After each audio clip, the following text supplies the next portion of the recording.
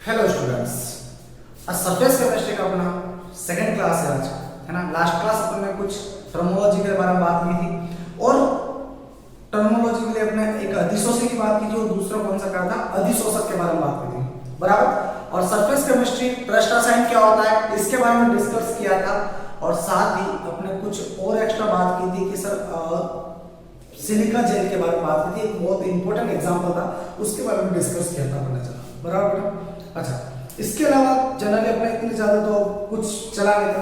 बीस महीने से आपका लास्ट क्लास में सिर्फ सरफेस चल के आपका सिर्फ बेस बनाया था, कुछ इंटरेस्टिंग बातें बताई थी ताकि आपको चैप्टर में थोड़ा इंटरेस्ट बढ़े, है ना वाला।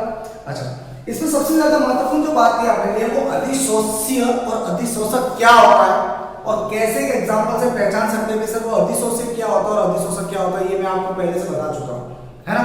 अच्छा, आप अलग अलग प्रकार के एग्जांपल लेकर आप उन्हें अधिशोषी और अधिशोषक में थोड़ा सा डिवाइड करके देखना जरूर, ताकि अलग एग्जांपल में आपको और अच्छे से समझ में आ सके, ठीक है।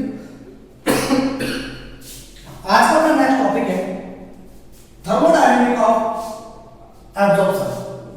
रहेगा अधिशोषण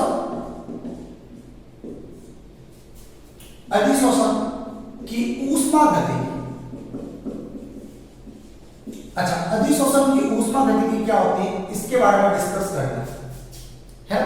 इसका जो पहला टर्म है हमारे पास वो होगा एंथैल्पी। हिंदी में भी यही कहते हैं एंथैल्पी। अच्छा, एंथैल्पी क्या होती है? ऊष्मा गति, है ना।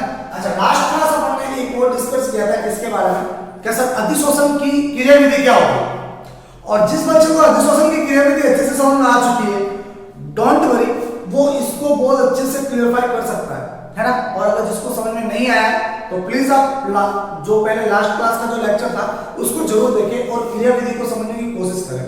मैं थोड़ा सा रिवाइंड करवाता हूँ और साथ ही साथ बताता चलूंगा कि सर अपन ने बात की थी वहां पर एक फोर्स लग रहा था कि जो सरफेस के सतह के अणु जो थे वो असंतुलित बल लग रहा था, और जहां पर असंतुलित बल लग रहा था उनको एक टर्म से डिफाइन किया था, सर वहां पर क्या लग रहा है, रेसिडुअल फोर्स लग रहा है ना। और रेसिडुअल फोर्स की वजह से जो इन्वायरमेंटल के अंदर जो मौजूद पर्यावरण के अंदर हमारे आसपास में जो मौजूद जो गैसें थी उनको क्या कर रहा था, वो आकर्षण बल के द्वारा अपने पास खींच रहा था, और सारे के सारे जो मतलब जितने भी आ रहे थे मल्टीलेयर के द्वारा सारे के सारे क्या हो रहे थे भाई, हाँ, सतह के ऊपर गैस के अणु चिपक रहे थे, यही बात है। अच्छा, इंपॉर्टेंट बात यह है कि सर जब वो गैस के अणु एक सतह पर चिपक रहे थे मतलब आकर्षण बल लग रहा था, और 11th क्लास के कॉन्सेप्ट के अनुसार कैसा हमने इनऑर्गेनिक के अंदर एक टर्म पढ़ा है कि जब कभी भी सिस्टम मतलब जब कभी भी एक आकर्षण बल लगता है तो आकर्षण बल लगता है तो उसकी ऊर्जा क्या होती है, घटती है। जब ऊर्जा घटती है तो बताओ ओवरऑल सिस्टम पर क्या होगा, ओवरऑल सिस्टम ऊर्जा तो रिलीज होगी। जब ऊर्जा बाहर निकलती है तो बताओ एंथैल्पी क्या रहेगी हमारे पास, नेगेटिव रहेगी, ऋणात्मक आएगी। बेटा समझने की कोशिश करें कि सर अपने इनऑर्गेनिक में बता रखा है, इनऑर्गेनिक अकार्बनिक रासायनिक बताया, काफी इसे चैप्टर में पढ़ चुके हैं, है ना। 11th क्लास का कॉन्सेप्ट के अंदर भी बात कर रखे हैं कि सर अगर किसी भी एक अगर आकर्षण बल लगता है, अगर आकर्षण बल लगता है दैट इज ऊर्जा क्या होगी, घटेगी। अगर ऊर्जा घटेगी इसका मतलब क्या होगा कि ओवरऑल जो ऊर्जा होती है वो क्या होती है, बाहर निकलती है। भाई ऊर्जा कब घटेगी, जब ऊर्जा बाहर निकलेगी। जब ऊर्जा बाहर निकलती है तो बताओ एंथैल्पी की वैल्यू जो होगी वो कैसे आ जाएगी, ऋणात्मक आ जाएगी। तो सिंपल भाषा में यहां पर लिख सकता हूं कि अधिशोषण के दौरान, अधिशोषण के दौरान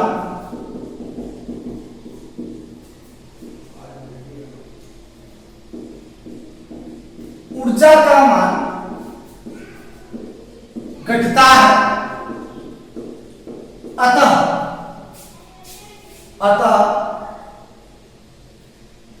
तंत्र के द्वारा ऊर्जा उत्सर्जित की जाती है। अगर ऊर्जा उत्सर्जित की जाती है तो अपन कह सकते हैं कि सर यहां पर जो डेल एक्स जो रहेगा, यहां पर एबीएस लिखा अधिशोषण के रिलेट करके वो कैसा रहेगा बेटा, नेगेटिव वैल्यू आएगी। और अपन एक बात यहां पर भी कह सकते हैं कि सर ये जनरली जो अपने पास ये जो है क्या? हाँ, एंथैल्पी। एंथैल्पी जो है वो जनरली अपने पास कैसे बेटा एक्सोथर्मिक रिएक्शन है। छोड़ो, इतनी अपने ज्यादा डिटेल में नहीं जाते हैं। तो अपने एक बात चल रही कि सर जब कभी भी अगर अधिशोषण होता है तो अधिशोषण होता है तो उसकी एंथैल्पी कैसे आएगी? ऑलवेज नेगेटिव आती है। ठीक है, एक और टर्म डिफाइन करते हैं बेटा आपने किसके लिए? हाँ, ऊष्मागति के रिलेट करके। कौन सा है? एंट्रोपी। हिंदी में भी यही कहते हैं, एंट्रोपी। अच्छा, एंट्रोपी क्या होता है उसके बारे में बात करते हैं, है ना? अच्छा, एंट्रोपी की बात करते हैं तो एंट्रोपी क्या होगा बेटा कि जनरली मान लीजिए कि सर अपने पास यही एक सिस्टम था, यहां पर इसकी क्या है? ये सतह के अणु। अच्छा, सतह के अणु ऐसे अटैच है और यहां पर एनवायरमेंटल के जो गैस थी बेटा मान लीजिए कि ये मैंने ब्लू कलर से ऐसे अटैच कर दिया, बराबर कर रखा है। हाँ, अब देखिएगा कि सर यहां पर आकर्षण बल कहां लग रहा है? नीचे की तरफ लग रहा है। जब आकर्षण बल नीचे की तरफ लग रहा है तो यहां पर क्या लग रहा है? एक असंतुलित बल काम कर रहा है। अच्छा, यहां पर एक असंतुलित बल काम कर रहा है, तभी तो असंतुलित बल काम कर रहा है तो इनके बीच में एक बल लगता है। वो कौन सा बल लगता है? आकर्षण बल लगता है। और आकर्षण बल लगता है जिसकी वजह से क्या कम हुई थी? ऊर्जा घटी थी। और ऊर्जा घटी थी दैट इज अपन क्या बोलते थे कि सर इसकी वजह से ऊर्जा का क्या हुआ? ह्रास हुआ या फिर उत्सर्जित हुई है। अब देखना महत्वपूर्ण बात मैं यहाँ पर एंट्रोपी के लिए कर रहा हूँ। यहाँ पर ये जो बातें बताई ये किसके लिए थी? एंथैल्पी के लिए थी, आपको समझाने के लिए। यहाँ अब सुनना बात को कि सर एंट्रोपी के लिए क्या होता है? एंट्रोपी के लिए मतलब बात होती है कि सर जब यहाँ पर असंतुलित बल किसके लिए? सतह के अणु के लिए बल काम करे तो जब यहाँ पर क्या होगा कि गैस के अणु के मध्य और यहाँ पर इन दोनों के बीच में क्या होगा? हाँ, एक बल काम करेगा जिसका नाम है आकर्षण बल। जब आकर्षण बल काम करता है तो अपन यहाँ पर बोल सकते हैं कि सर यहाँ पर ये जो गैस के अणु है, गैस के अणुओं का रैंडमनेस या फिर यादृच्छिक गति क्या आ जाती है बेटा? कम हो जाती है। और होगी कि नहीं होगी कम? भाई पहले गैस के अणु एक यहाँ पर था, एक यहाँ पर था, एक यहाँ पर था। अब कुछ फ्यू मिनट्स बाद देखते तो ये गैस का अणु यहाँ पर भी जा सकता है, यहाँ पर भी जा सकता है और कमरे के उस पार भी जा सकता है ना? मतलब कहीं पर भी जा सकता है। लेकिन क्या अब मुझे ये बताओ कि सतह पर अटैच हुए गैस के अणु यादृच्छिक गति कर सकते हैं क्या? नहीं ना बेटा, क्यों नहीं करेंगे? क्योंकि सर यहाँ पर क्या लगा? आकर्षण बल। ये अब यही का यही रहेगा, ये ना तो इधर जाएगा ना इधर जाएगा ना इधर जाएगा ना इधर जाएगा। तो सर इनका यादृच्छिक गति रैंडमनेस खत्म हो चुकी है। जब रैंडमनेस खत्म हो जाती है तो सर अपन यहाँ पर बात करेंगे सर एंट्रोपी भी क्या हो जाएगी? नेगेटिव आएगी। तो सिंपल से टर्मिनोलॉजी के अंदर बात करें तो अपन मैं यहाँ पर एक बात लिख देता हूँ, क्या लिखूंगा कि सर यादृच्छिक गति अधिशोषण के दौरान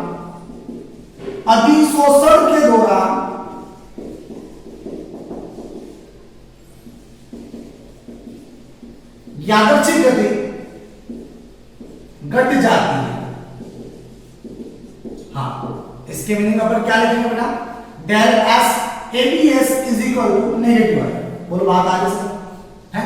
ये दो टर्म अपने बात की है, मैं वापस एक बार रिपीट कर देता हूं। सर अपन ने बात की पहले एंथैल्पी के लिए और दूसरी बात कर रहे हैं एंट्रोपी के लिए। हमने बात की सर यहाँ पर डेल एच अब नेगेटिव आएगा। कब नेगेटिव आएगा? जब सर यहाँ पर क्या होता है कि आकर्षण बल काम करने लग जाता है ना, सतह के अणु और गैस के अणु के बीच में जब आकर्षण बल काम करने लग जाता है तो उस समय वहां पर क्या होगा? हाँ, ऊर्जा का मान घट जाता है। जहां पर आकर्षण बल आ जाए वहां पर मतलब समझ आएगा कि ऊर्जा का मान घटेगा ही घटेगा। ये तो नेचुरल रहा है ना। जब ऊर्जा का मान घटेगा तो ओवरऑल एनर्जी क्या होगी बेटा? वो भी रिलीज होगी। जब एनर्जी वो रिलीज होगी तो दैट इज वहां पर क्या आएगा? डेल एच जो होगा वो कैसा रहेगा? नेगेटिव रहेगा। बात नंबर 1। बात नंबर 2, एंट्रोपी की बात करें तो जनरली वहां पर क्या होता है कि गैस के अणु का रैंडमनेस जो होता है, यादृच्छिक गति जो होती है वो क्या हो जाती है? डिक्रीज हो जाती है। जब यादृच्छिक गति डिक्रीज हो जाती है तो बताओ डेल एच की वैल्यू जो होगी वो भी क्या रहेगी हमारे पास? नेगेटिव आएगी। बोलो बात आगे से। चलो उतारो जल्दी से।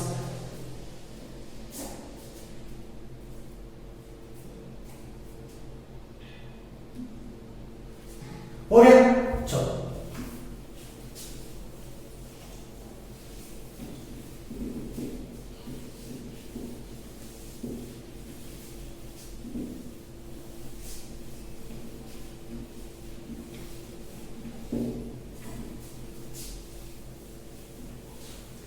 नेक्स्ट बात करते हैं गिब्स फ्री एनर्जी से रिलेटेड। गिब्स फ्री एनर्जी क्या होती है वो देखना है। गिब्स फ्री एनर्जी लगाओ। नेक्स्ट गिब्स मुक्त ऊर्जा। अच्छा, गिब्स मुक्त ऊर्जा को आप लोगों को बताया गया डेल जी से रिप्रेजेंटेट करते हैं सर, है ना। अच्छा, एक बात हम जानते हैं, अच्छा क्या जानते हो सर, आप भी जानते हो, मैं भी जानता हूं कि सर डेल जी जो होता है वो del H minus T del S के इक्विवेलेंट आता है। आता कि नहीं आता? और हाँ यार बिल्कुल आता सर। यहां पर बात हो रही है डेल जी के बारे में। अच्छा, आपने अभी देखा कि सर ये वाली वैल्यू नेगेटिव, अच्छा ये वाली वैल्यू नेगेटिव। अच्छा, मुझे क्या करना है कि डेल जी की वैल्यू भी क्या लानी बेटा, नेगेटिव लानी।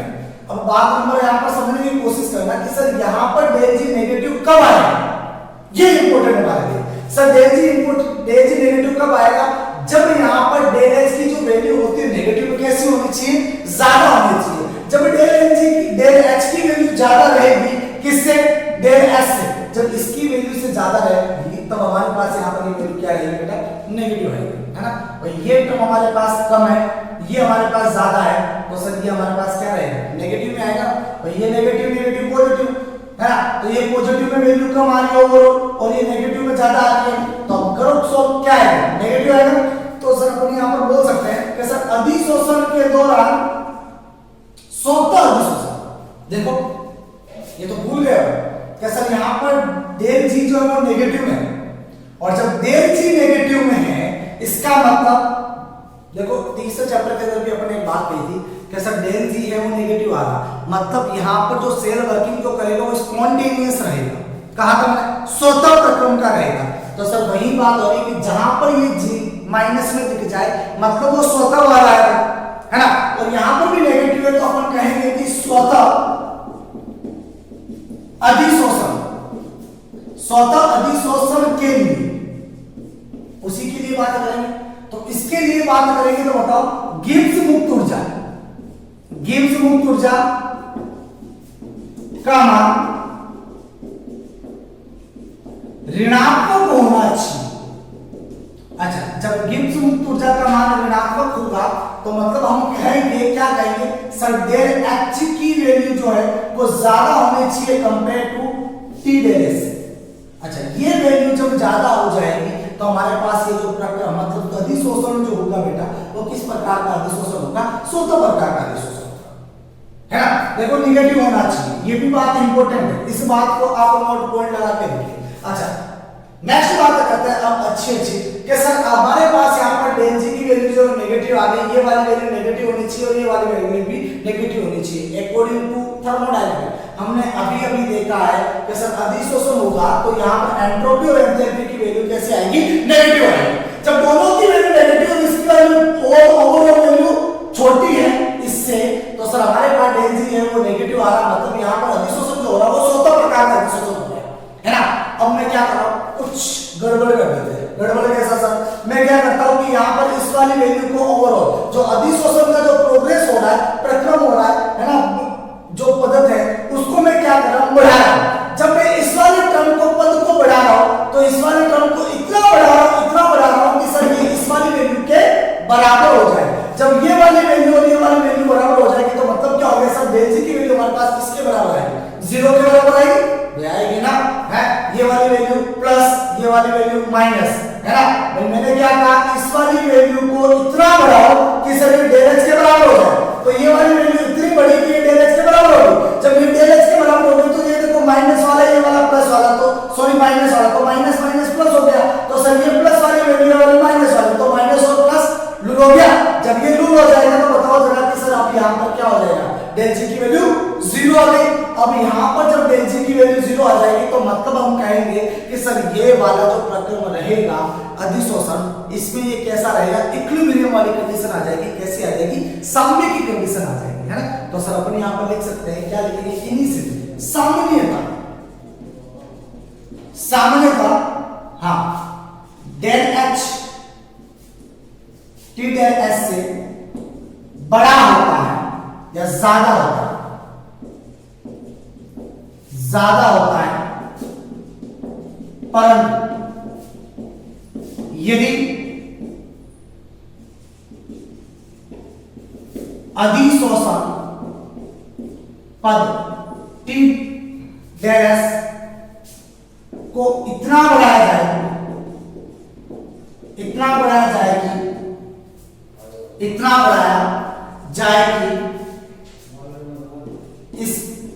मान डेल एच के बराबर हो जाए, तब डेल जी का मान शून्य हो जाएगा।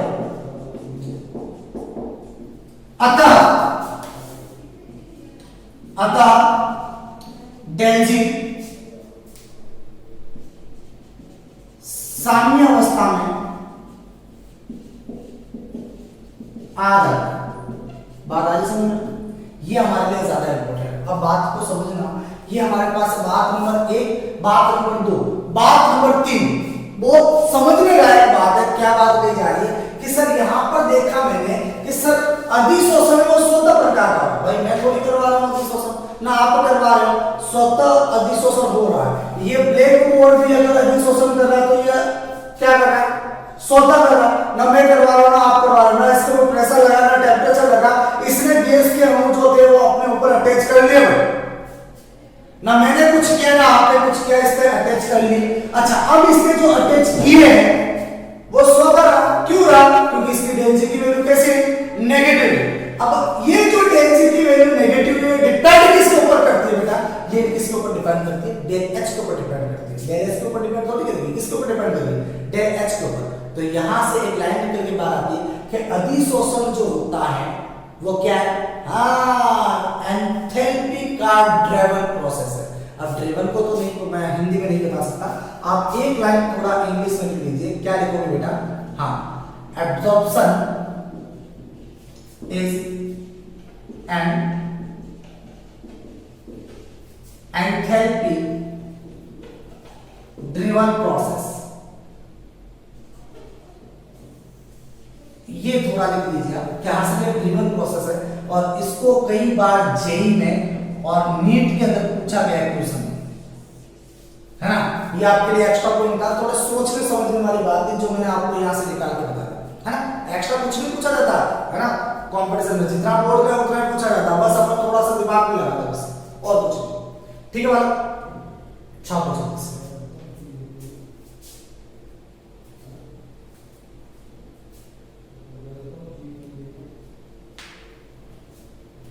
हो गया ना।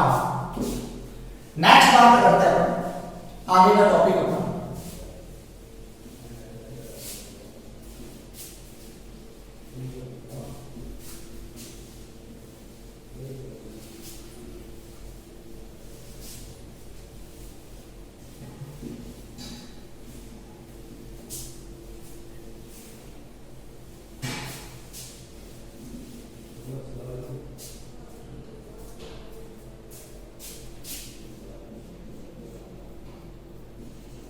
अधिशोषण के प्रकार।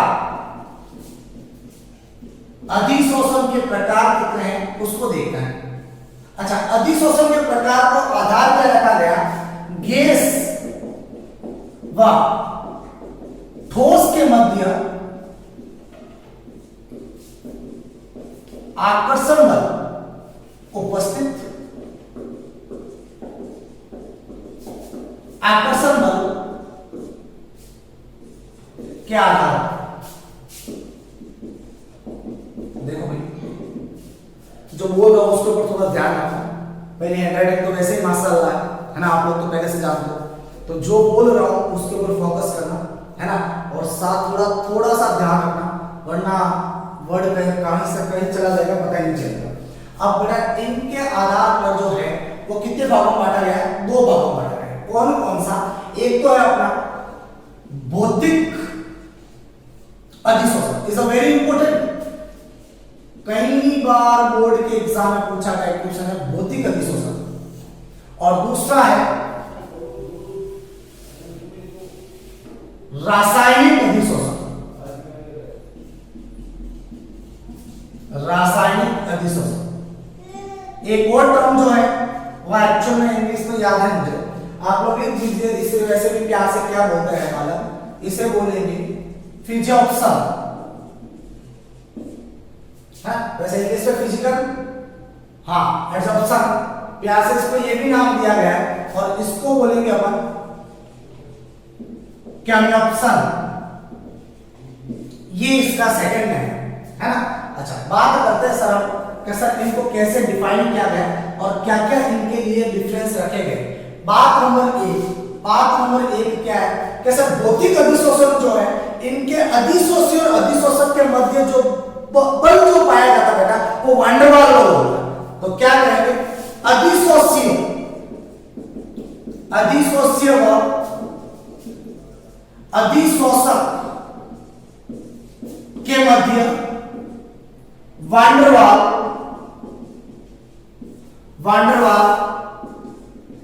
बल पाया जाता है, वैन डर वाल बल पाया जाता है।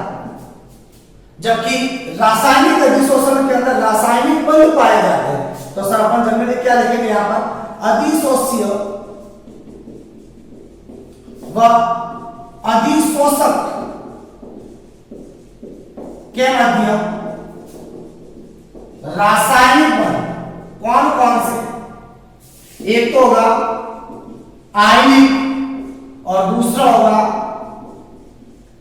सहसंयोजक बल पाए जाते हैं। बात नंबर एक। बात नंबर दो, डिफरेंस किया गया एंथैल्पी पर। इसकी एंथैल्पी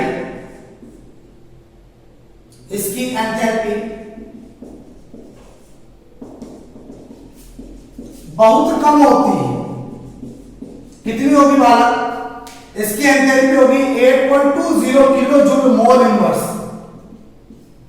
इतनी जाएगी। और रासायनिक अधिशोषण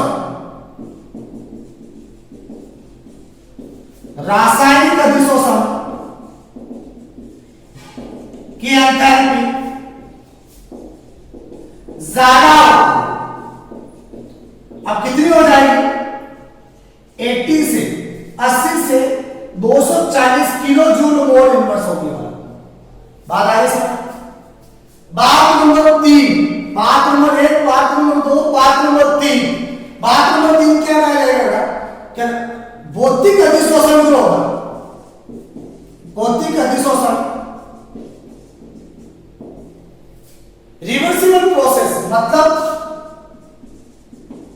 उत्क्रमणीय प्रक्रम का होता है, उत्क्रमणीय प्रक्रम का होता है। मतलब इसे वापस बदल भी सकते हैं। बट ये जो होता है रासायनिक अधिशोषण अनुत्क्रमणीय प्रक्रम का होता है। बात नंबर 4 क्या बोलेंगे, भौतिक अधिशोषण जो होता है वो जनरली मल्टीलेयर होता है। मल्टीलेयर एक से ज्यादा परत का, है ना। तो मल्टीलेयर को अब एक वर्ड में क्या, बहुपरत। भौतिक अधिशोषण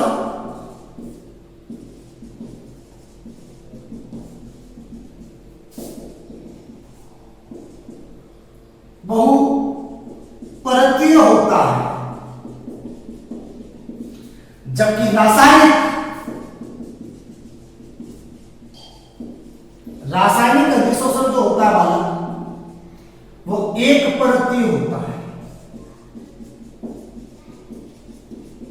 ओके, छापो इधर, फिर आगे डिस्कस करते हैं।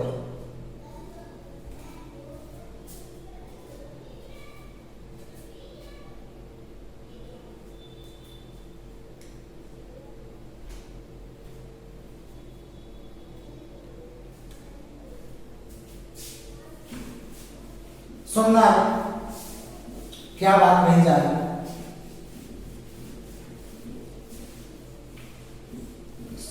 इंपॉर्टेंट बात सुन लेना भाई कि नोट्स में यहीं पर लिखवा रहा हूं, तो आप जो वीडियो देख रहे हो उसको पॉज कर करके आप नोट्स को लिखते रहना, है ना।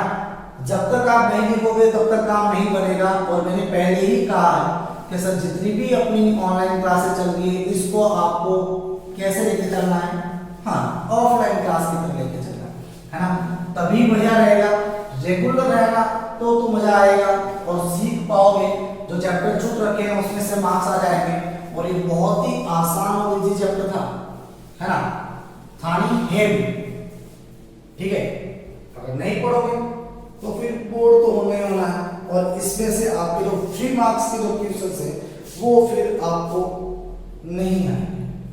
ठीक है, और ये टॉपिक बहुत ही ज्यादा इंपॉर्टेंट है, इस बात का थोड़ा विशेष तौर से ध्यान रखना। ठीक है बालक। अच्छा, अपन ने अब तक भौतिक अधिशोषण और रासायनिक अधिशोषण में 4 पॉइंट देखे हैं, और भी देखते हैं।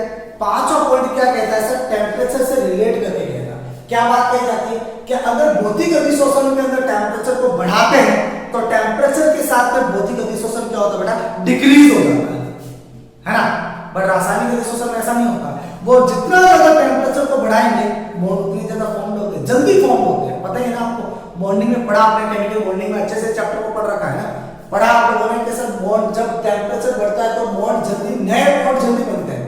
लेकिन वान डेर वाल के साथ तो ऐसा नहीं है कि टेम्परेचर को बढ़ाएंगे तो वान डेर वाल बॉन्ड तो टूट जाता है, क्योंकि हाँ very good is a weak bond. ठीक है। अच्छा, तो बात यहां पर बात नंबर नेक्स्ट कौन सी, 5 नंबर बात क्या बात कही जाएगी कि सर तापमान बढ़ने के साथ, तापमान बढ़ने के साथ भौतिक अधिशोषण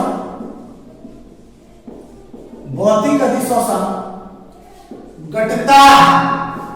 अच्छा, अब इसका मैं अगर ग्राफ भी बनाना चाहूं तो कैसा ग्राफ बनेगा बालक, हाँ इधर तो मैं बात करता हूं टेम्परेचर को लेकर, इधर बात करते हैं अपन किसको, भौतिक अधिशोषण को लेकर। ये भौतिक अधिशोषण को बता रहा है, और इधर बता रहा है किसको लेकर, तापमान को लेकर। ग्राफ कैसा जाएगा, लगातार कंटिन्यूसली डिक्रीज होगा। अगर वही रासायनिक अधिशोषण के अंदर बात करें तो सब तापमान बढ़ने के साथ, तापमान बढ़ने के साथ रासायनिक अधिशोषण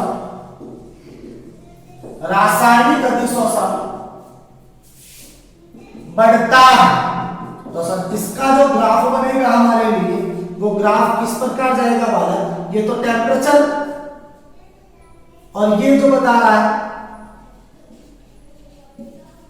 रासायनिक अधिशोषण एक्स एंड वाई, तो ग्राफ जो जाएगा पहला कंटिन्यूअसली बढ़ेगा, फिर धीरे धीरे पीक पॉइंट आने के बाद डिक्रीज होकर एक समय कांस्टेंट हो जाएगा, है ना। लेकिन पहले तो बढ़ेगा ही बढ़ेगा। ठीक है बालक। अच्छा, नेक्स्ट पॉइंट क्या बात कही जाती है कि सर ये जो होता है भौतिक अधिशोषण, ये नॉन स्पेसिफिक होता है, अविशिष्ट होता है। तो क्या बात कहेंगे, भौतिक अधिशोषण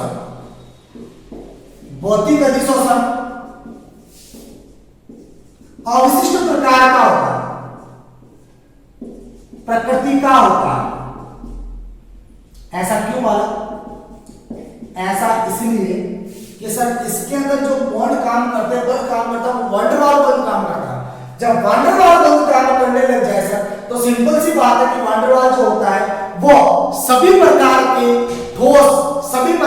ठोस व गैस के अणुओं के मध्य क्या कर सकता है, हाँ क्रिया करके बल बना सकता है ना, बना सकता है, मैं भी बना सकता है ना। तो सर यहां पर लिख सकते हैं अपन, क्या लिखेंगे, गैस व ठोस के मध्य, गैस व ठोस के मध्य वान डेर वाल बल क्रिया कर सकता है, और क्रिया कर वान डेर वाल बल का निर्माण कर सकता है। जबकि यहां पर बात की जाए कहां पर, रासायनिक अधिशोषण जो है वो कैसा होता है, विशिष्ट प्रकार का होता है। रासायनिक अधिशोषण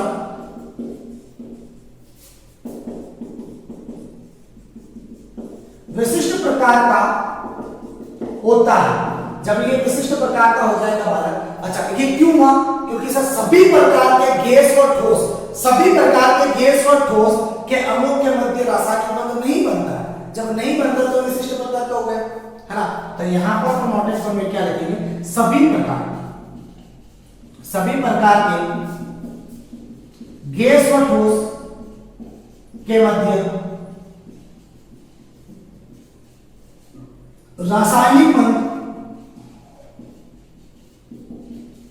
नहीं बनता है, तो रासायनिक बंध यहां पर फॉर्म नहीं होगा। ठीक है बात, ये हमारे लिए 6 पॉइंट हो गए, किसके रिगार्डिंग, इनके रिगार्डिंग।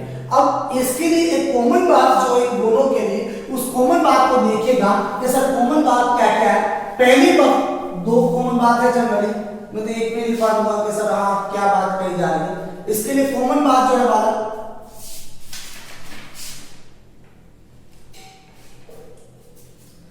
देखो भौतिक अधिशोषण,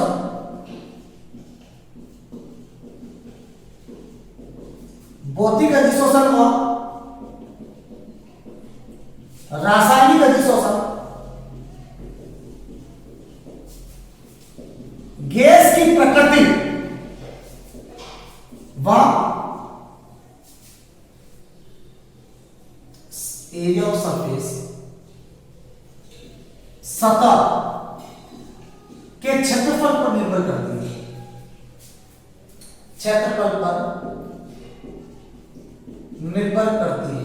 इस बात का विशेष तौर से थोड़ा ध्यान रखें, ठीक है बात। ये दोनों कॉमन चीज है, नोटेड पॉइंट है। इस ये भी अपने कहां पूछा गया, जेई के अंदर पूछ गया, ठीक है। ध्यान रखना इन चीजों को, जो मैं आपको बता रहा हूं स्ट्रेस करा के बता रहा हूं, उनको थोड़ा आपको ध्यान रखना, ठीक है ना। छापो जल्दी से।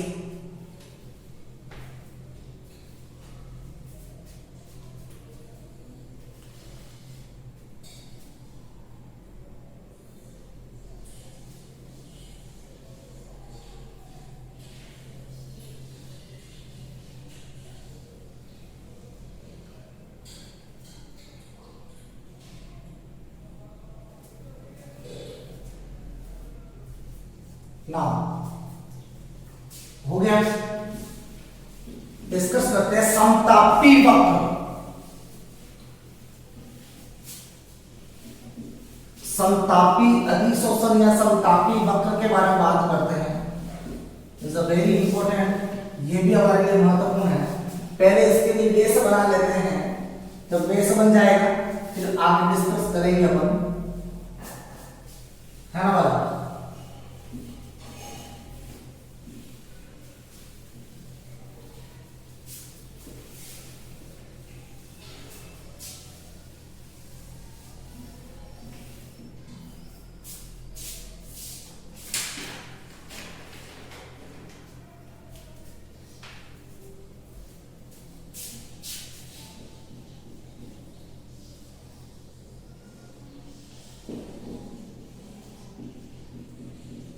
अधिशोषण, समतापी, और ये जो अधिशोषण समतापी हैं, ये गैस के अणु और ठोस, गैस के अणु व ठोस के लिए, इस बात का भी विशेष तौर से ध्यान रखें। अच्छा, यहां पर बात आ रही है अमाउंट ऑफ एब्जॉर्प्शन। अच्छा, अधिशोषण की मात्रा, बेस बना रहा हूं, अधिशोषण की जो मात्रा है बालक, उसको किससे रिप्रेजेंट करेंगे, x बाई एम कहा जाएगा, स्मॉल एम। हाँ जी, क्या बोलेंगे, x बाई एम। अच्छा, अधिशोषण की मात्रा क्या होगी, सबसे इंपॉर्टेंट बात, अधिशोषण की मात्रा क्या होगी। तो अपन क्या कहेंगे सर, यहीं पर लिखना स्टार्ट करता हूं मैं।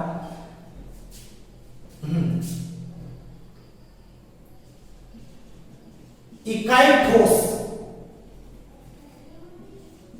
इकाई ठोस के द्वारा, इकाई ठोस के द्वारा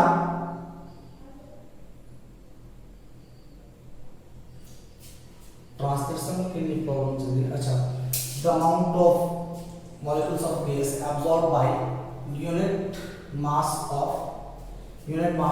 सॉलिड। ठीक है, सुनिए बात, सुनिए। इकाई द्रव्यमान ठोस, इकाई द्रव्यमान ठोस के द्वारा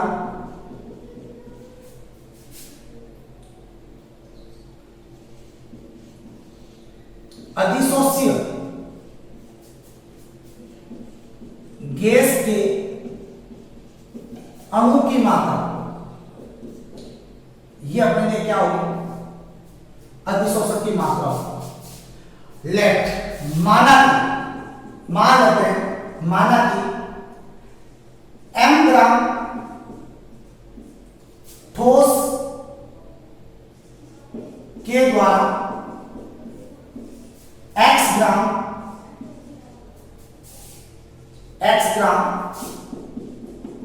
गैस के अणु का अधिशोषण की मात्रा, अब बताओ किसके बराबर हो जाएगी? बात दोनों सेम ही है, मैंने इसको और इसको दोनों को शामिल करके ये लिखा, तो किसके बराबर हो जाएगा? x बाई एम के बराबर हो जाएगा, स्मॉल है, इसके बराबर। अच्छा, तो अब मैं यहां पर एक लाइन अब मैं लिख सकता हूं कि सर यहां पर x जो है वो गैस के अणु है ना, और यहां पर जो m जो है हमारे लिए क्या है? वेरी गुड, ठोस का द्रव्यमान। अच्छा, अब बताओ जरा, एक जो है, एक ऐसा है जो अधिशोषक की तरह काम कर रहा है और एक ऐसा है जो बेटा क्या कर रहा है? अधिशोषी की तरह व्यवहार कर रहा है। बताओ कौन अधिशोषी होगा और कौन अधिशोषक होगा? अधिशोषक ठोस अधिशोषक की तरह काम करेगा और दूसरा ही हमारे लिए क्या हो जाएगा? अधिशोषी हो जाएगा। ठीक है बात? अच्छा, अब यहां पर अपन कह सकते हैं कि सर जो हमारे पास यहां पर समतापी वक्र जो है उसका जो वेरिएशन जो चल रहा है ना, दाब के साथ जो वेरिएशन चलेगा, अधिशोषण का समतापी वक्र जो है दाब के साथ अधिशोषण चलेगा, उसके रिगार्डिंग कौन कौन से साइंटिस्ट आए थे और क्या क्या बातें कही थी उसके बारे में बात करते हैं। तो सर अपन कहेंगे क्या करेंगे? परिवर्तनशील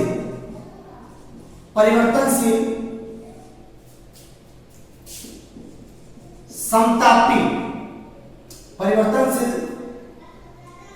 अधिशोषण समतापी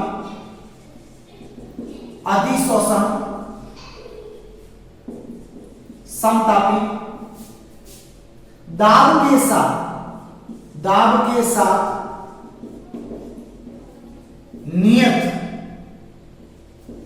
नियत ताप। अब मैंने यहां पर टेम्परेचर को क्या कर दिया? कांस्टेंट कर दिया, है ना। दाब के साथ ताप में परिवर्तन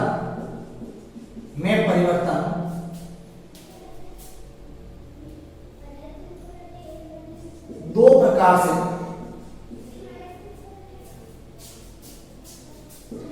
समझा जा सकता है। अब दो प्रकार के कौन से मिला? पहला जो साइंटिस्ट आया था अपना, उसका नाम है, स्पेलिंग लिखो थोड़ा मुश्किल रहेगा, फ्रेंडलिक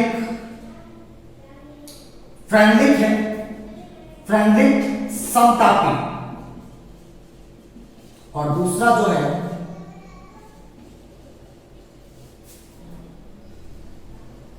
लेमिनेट समतापी। इन दोनों में बताया। ठीक है बेटा, अब अपने सिलेबस पे ज्यादा तो यही है, हम इसी को ज्यादा डिस्कस करेंगे, है ना। लॉन्गिविनर अपने लिए इंपॉर्टेंट नहीं है, लेकिन थोड़ा बहुत बताऊंगा मैं कि सर ये भी क्या होता है ना। चलो छापो इतना, फिर आगे डिस्कस करते हैं।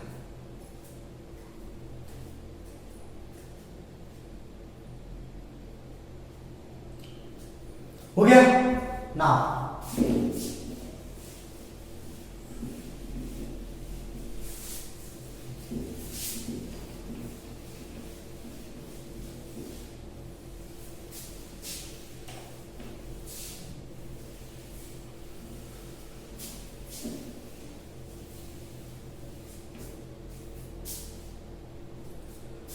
हाँ तो बालक खड़े न रहो वापस।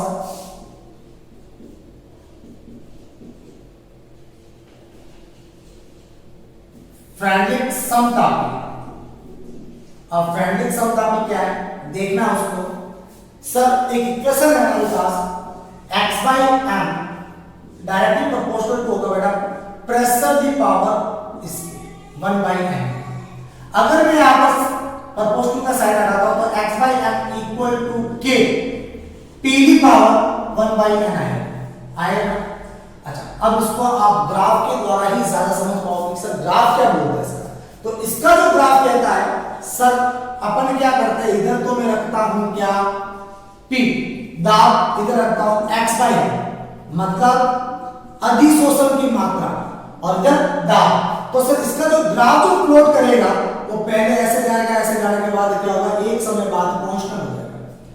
अब थोड़ा सा ध्यान से सुनना क्या क्या बातें कह रहा हूं सर। हमें इस ग्राफ में एक ऐसी लाइन ढूंढनी है जो क्या करेगी, नियत तरीके से ऊपर बढ़ेगी, नियत तरीके से क्या जाएगी, ऊपर जाएगी। तो सर नियत तरीके से तो ऊपर ये यहां से यहां तक जाएंगे, तो यहां तक जाए तो अपन क्या करेंगे, यहां से डैश डैश डैश से सरल।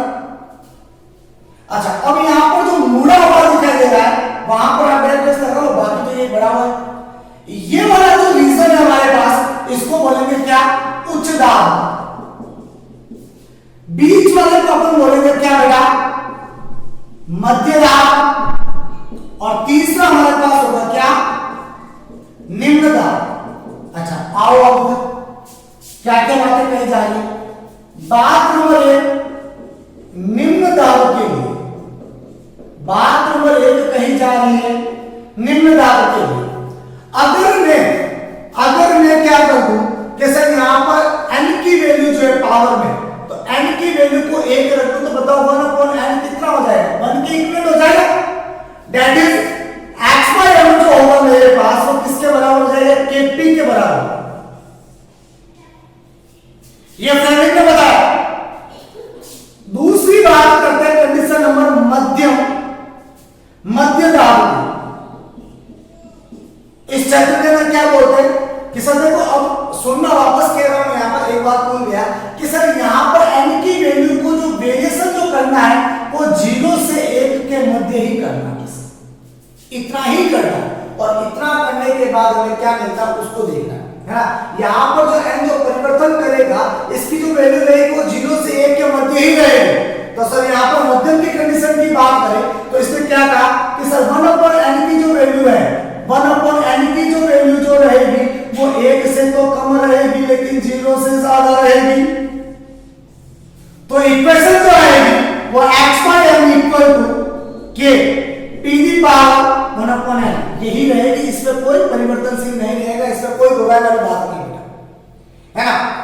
तीसरी बात करते हैं यहां पर उच्च दाब की। सर उच्च दाब के अंदर क्या हो जाएगा, तो सर उच्च दाब के अंदर बात करें तो सर अपन क्या बात करेंगे कि सर 1/n की जो वैल्यू है वो कितनी हो जाए, 0 हो जाए। जब 1/n की वैल्यू 0 हो जाएगी तो बताओ अब यहां पर क्या आ जाएगा, x by m equal to क्या होगा, k के बराबर होगा, है ना सर। p की वैल्यू पावर 0, जब p की पावर 0 तो इसके बराबर ही होगा ना। अच्छा बात नंबर समझने की कोशिश करना कि सर 1/n को मैंने 0 के बराबर लिखा, इसका मतलब n क्या होगा, अनंत के बराबर आएगा। जब ये अनंत के बराबर होगा तो 1/अनंत किसके बराबर होता है, 0 के बराबर होता है। तो हमने पावर लगा दी यहां पर, ये वाला समझ गए बेटा। अब सुनना बात कि सर और यहां पर फ्रेंडलिप की गलती क्या है। फ्रेंडलिप की जो बात करते हैं तो यहां पर देखो कर्व सीधा सीधा जा रहा है, सीधे सीधा जाने पर यहां पर मध्यम को दाब को बताता है, लो टेम्परेचर को बताता है, जहां पर ये kp के बराबर आता है ना। यहां पर मध्यम वर्ग के अंदर बात करें तो इसके बराबर आता है, लेकिन जैसे उच्च दाब पर जाएंगे तो यहां पर p की तो कोई बात ही नहीं होगी, तो यहां पर x बाय m जो रहेगा वो किसके बराबर आएगा, k के बराबर आता है।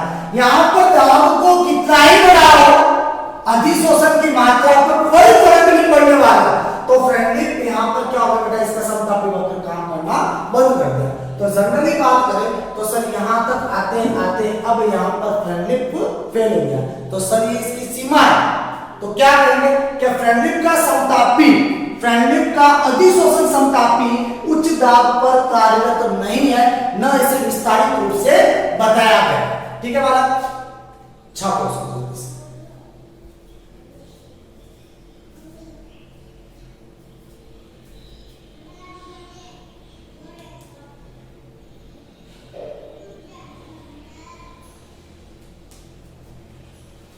अच्छा सुनना भाई, अपन ने यहां तक तो बात कर ली है जनरली। इंपॉर्टेंट बात कि सर मौजो ना आयो, ये तो बात समझा दी। मैं क्या करता हूं कि सर ये जो हमने ये जो रामायण गाथा कसी है इसको मैं अलग तरीके से एक और तरीका लगा लेते हैं। हाँ होता नहीं होता, एग्जाम्स के हिसाब से एक्शन नॉलेज दे रहा हूं, है ना। तो ऐसे ही बात बोल रहा है वीडियो वाला है भाई। 18 देखो क्या हुए x by M equal to K P the power 1 upon n। दोनों तरफ log लेते हैं तो सर log लेंगे तो क्या आएगा log x by M equal to log k plus ये वाली वैल्यू आगे 1 अपॉन n log p ये आएगा। अच्छा ये वाला y ये वाला c ये वाला m x मान ग्राफ जाएगा पॉजिटिव इंटरसेप्ट को छोड़कर तो सर इसका जो ग्राफ बनेगा log p log x by m। Graph कैसा चलेगा अपना सर ये कुछ ऐसा जाएगा जहां पर ये जो रहेगा ये किसको बताएगा log k को बताएगा और यहां पर जो इसकी स्लोप जो आएगी बेटा वो 1 अपॉन n के इक्वल आएगी। बराबर ना ये आएगा। ये तो था हमारा कौन सा इस इक्वेशन से है ना हमने जो चाहा है वो ग्राफ आया लेकिन प्रयोग के द्वारा तो कुछ और ही बताया गया। प्रयोगात्मक ग्राफ वो कैसा ग्राफ आ रहा है जब आप प्रयोग के द्वारा ग्राफ बनाते हैं एक्स एक्सिस जो बता रहा था log p को बता रहा है और ये log x बाई m जो है बेटा ये y एक्सिस पर है। तो सर ग्राफ कैसे बता रहा है कि जनरली सर यहां से तो निकल रहा है यहां से निकलने के बाद कुछ समय बाद ये कहां से चला जाता है एक कांस्टेंट होगा बस ये ग्राफ जाता है किसका प्रयोग का ग्राफ होता है। अब देखो इसमें और इसमें इतना डिफरेंस है ना ये तो जा रहा था ऐसे बाय इक्वेशन लेकिन प्रयोग के द्वारा जाना तो ऐसा चीज बाय इक्वेशन लेकिन प्रयोग के द्वारा ऐसा जा रहा है। तो क्या बताओ उच्च दाब पर है ना यहां तक तो सही है ना गड़बड़ तो यहां पर आ रही तो अब बताओ मुझे क्या उच्च दाब पर फ्रेंडली अपना इक्वेशन समझा पाएगा क्या अब पॉसिबल नहीं है ना। आप प्रेशर को कितना ही बढ़ाओ अधिशोषण की मात्रा पर कोई फर्क नहीं पड़ने वाला वो क्या हो जाएगी एक नियत हो जाएगी। बराबर बेटा ठीक है उतारो।